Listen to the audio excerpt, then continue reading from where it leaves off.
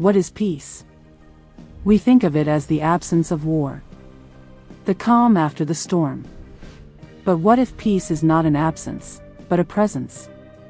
A living thing that must be fed, protected, and occasionally, sacrificed to? This is the story of an unlikely friendship that saved two worlds from destruction. But like all things that live, that friendship grew hungry. And when peace demands to be fed, someone must pay the price. The Mto River divided two worlds.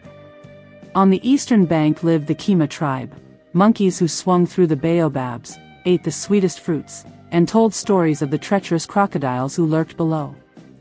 On the western bank lived the Ngwena, crocodiles who ruled the depths, hunted the river's fish, and whispered legends of the arrogant monkeys who mocked them from above.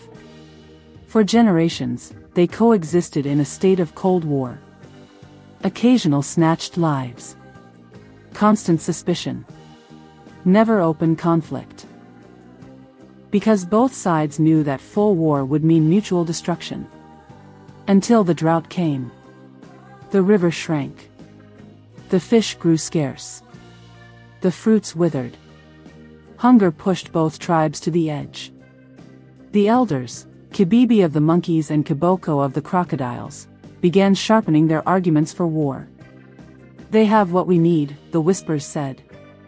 Take it before they take from you. But two young ones refused to listen. Mamba was a crocodile hatchling, the smallest of his clutch, always last to the kills, always pushed aside by his larger siblings. He spent his days alone at the river's edge, watching the monkeys with something his kind rarely felt, curiosity, not hunger. Tumbleye was a monkey born with a twisted leg, unable to swing like the others, left behind during the troops' flights through the canopy. She spent her days on the lowest branches, watching the crocodiles with something her kind rarely felt. Pity, not fear. One day, Mamba saw Tumbleye fall. Her bad leg gave way, and she tumbled from her branch, splashing into the shallows. The other monkeys screamed and fled. The other crocodiles smelled easy meat and began to glide toward her. But Mamba got there first. He positioned himself between Tumbleye and his kin, hissing, snapping, driving them back. He was small, but he was fierce. And something in his eyes made the others hesitate. Tumbleye, trembling, looked at her savior. Why? Mamba blinked his ancient, unreadable eyes. You fall. I see. Not food. Not enemy. Just falling. That moment changed everything. Mamba and Tumbleye became a legend neither tribe wanted. They met in secret, at a bend in the river where overhanging vines created a hidden chamber. He taught her the ways of the water, which currents carried fish, which rocks hid danger, how to hold her breath and see beneath the surface. She taught him the ways of the trees. Which fruits were sweetest, how to read the wind for approaching storms, the songs the monkeys sang to the moon. They were an impossibility. A contradiction. A hope. But hope, in times of hunger, is a fragile thing. The drought worsened. The river shrank to a trickle. The crocodiles grew desperate, snapping at shadows, turning on each other. The monkeys stripped every tree bare, their constant hunger making them careless, vicious. The elders convened. Kibibi, ancient and sharp-eyed, addressed the troop. The Ngwena grow bold. They crawl further up the banks each day. Soon they will come for our trees, and we have nowhere left to run. Kiboko, scarred and massive, addressed his kind from the muddy depths. The Kima mock us from above while we starve. Their fruits fall into the water, and we eat their leftovers like scavengers. Is this our legacy? War drums began to beat, silent, but felt in every heart. Tumbleye heard the whispers in her troop. Plans to attack the crocodiles at night, when they slept. To drop rocks from the branches, to spear them with sharpened sticks. She tried to argue, to tell them about Mamba, about the friendship that proved coexistence was possible. They laughed at her. You are weak, little one. You cannot swing, you cannot fight. Your heart has gone soft from loneliness. Mamba heard similar words among his kin.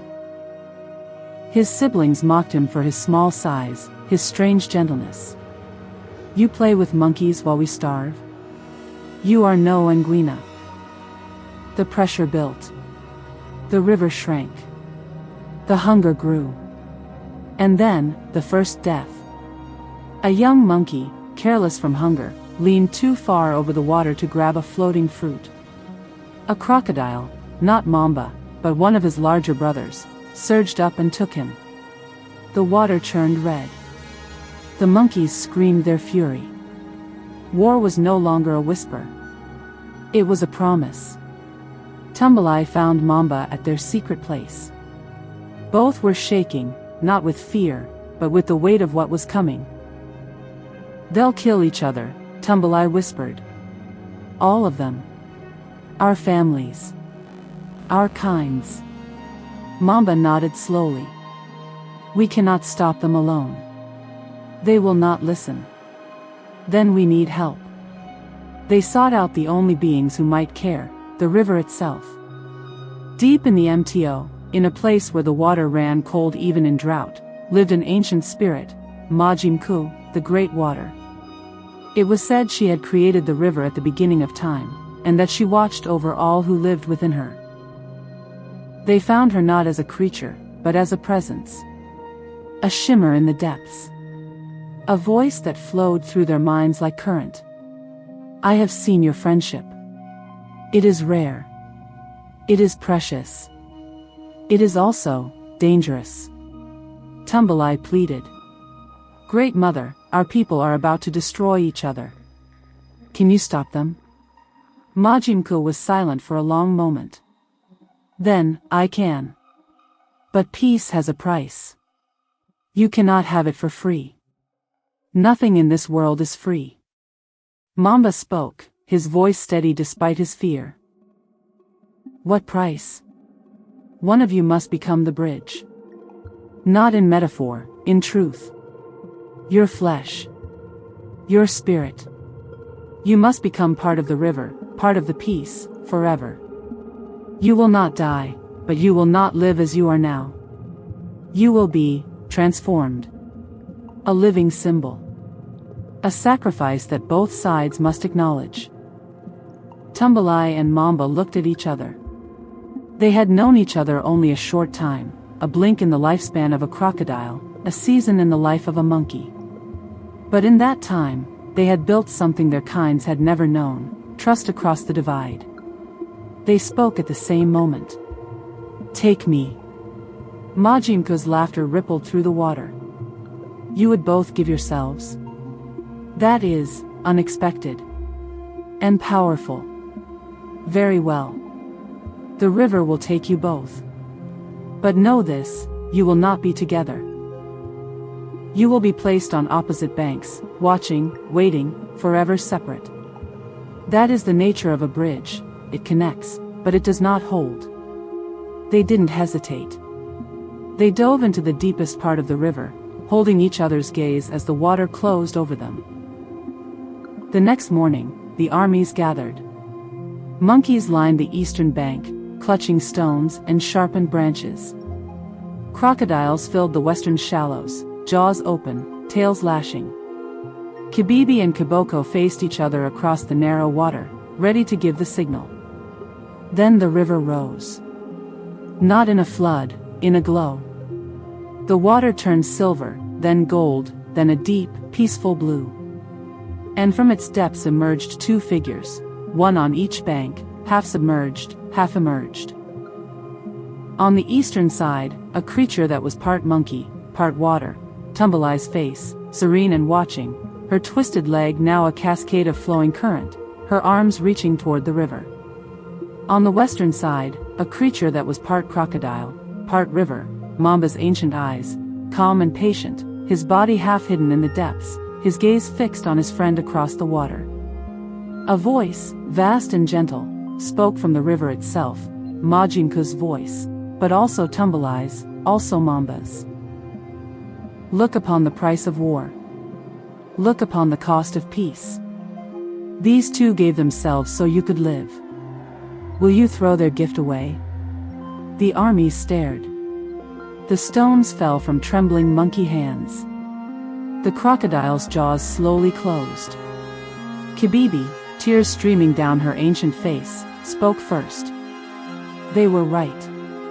We were wrong. There is another way. Kiboko, for the first time in his long life, bowed his massive head. The river gives us life. Today, it gave us a lesson. We will not forget. The war did not happen. The drought eventually ended. The river swelled again, and life returned to both banks. But the two figures remained, Tumbalai on the east, Mamba on the west, watching, waiting, reminding. Generations passed. The story became legend. The legend became myth. But the figures never moved. Never aged. Never looked away from each other. And sometimes, on quiet nights when the moon painted the water silver, those who knew the story would swear they saw the two figures lean slightly toward each other, as if reaching across the impossible distance. A bridge that could not hold. But a bridge that never broke. Mamba and Tumbalai taught their kinds that peace is possible. But they also taught a harder lesson: peace has a cost. It must be fed. It must be guarded. And sometimes, it demands everything you have. Their friendship saved two worlds, but it cost them their freedom, their future, their very selves. Was it worth it? The river seems to think so. But the river, as they learned, always collects. But what do you think? Was their sacrifice noble, or were they foolish to give up their lives for a peace their people might not even want? Could there have been another way? And what would you give to stop a war? Let me know in the comments below. The figures still watch from the banks, and the river still remembers. But other creatures in other waters have their own stories, their own debts, their own prices to pay. If tales of impossible friendships and the costs they carry haunt you, you cannot miss the elder who remembered the old star navigation paths. The link is on the screen right now. Don't forget to subscribe for more original, chilling tales from the Safari of Tales. We follow every current to its source. Until next time. Look across the water. Someone might be watching back.